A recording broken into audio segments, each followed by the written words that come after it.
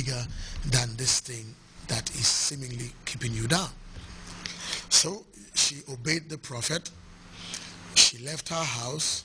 She went to her neighbors and she borrowed vessels, many vessels, different shapes, different sizes, maybe different colors.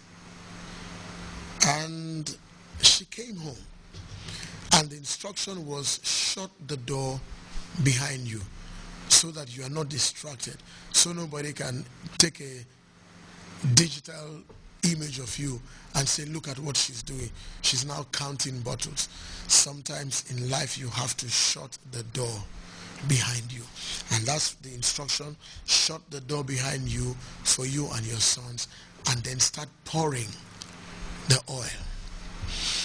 Now, because this is a miraculous story, because that little pot of oil filled many, many vessels, because it's a miraculous story, we have to take careful note of the fact that when God invites you, asks you, instructs you to make decisions like that or certain moves, sometimes they may appear illogical, sometimes they may appear unorthodox, sometimes they may be like they do not make sense, as we say in English.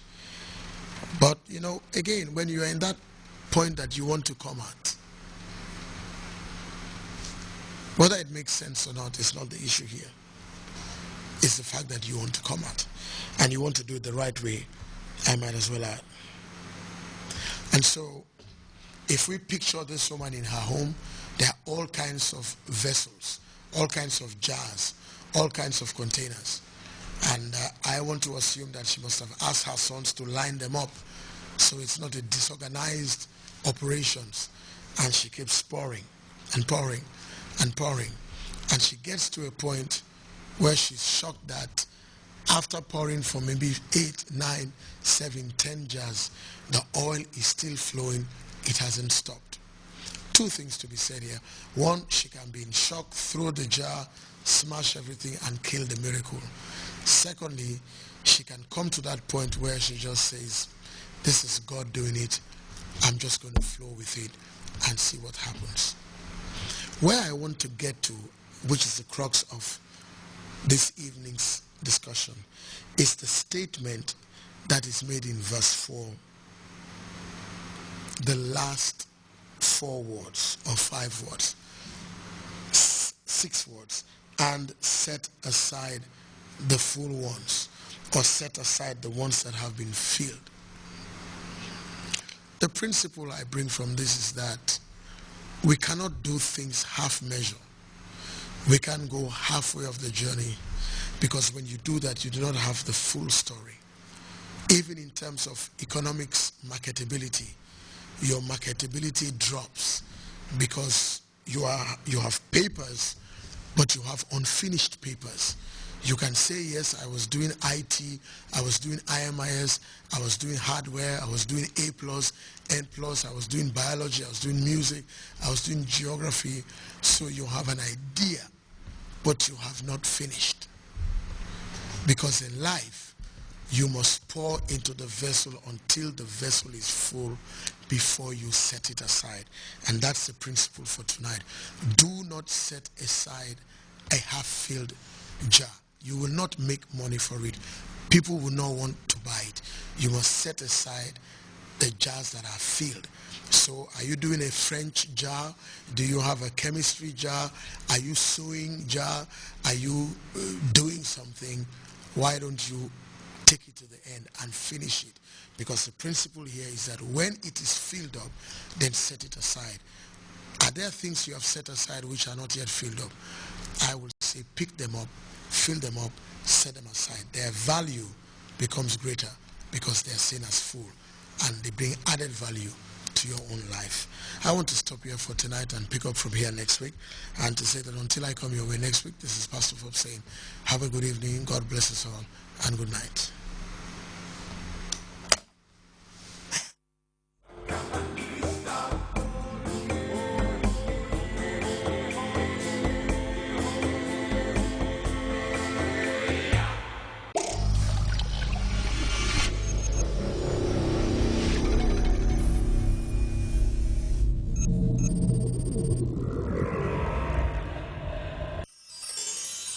The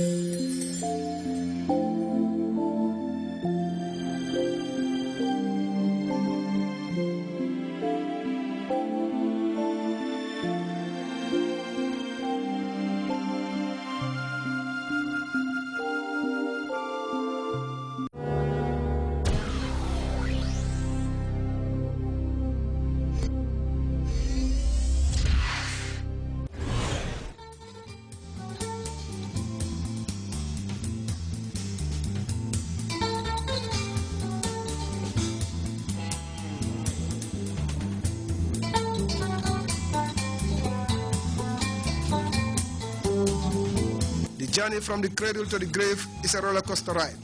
What are the secrets of long life? Well, that's a different story for different people. But when people clock 100 and still counting, they join the ranks of the centenarians.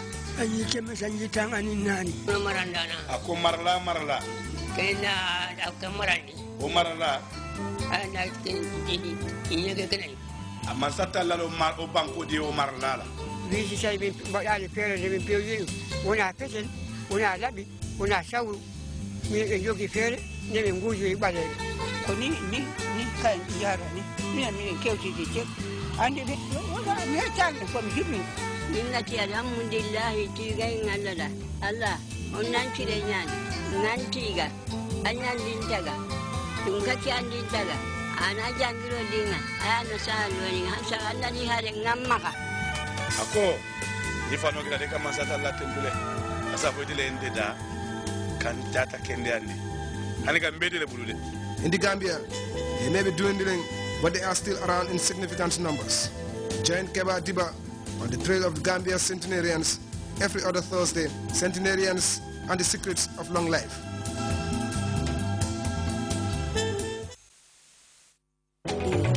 They say you sweet like sugar. I hate it taste like honey. Maybe somebody's calling. Maybe you don't leave me hanging. Maybe you sweet like sugar. You know you sweet like sugar. Them say them go please don't tell me that guy. I think he is. Okay, are you there? Are you listening? Huh? Look. Hey, Toby, what's up? This is Princess, and guess who's This guy on my bed, man. No. Please don't leave. Do not mind my room, please. Don't worry, I know where to find you.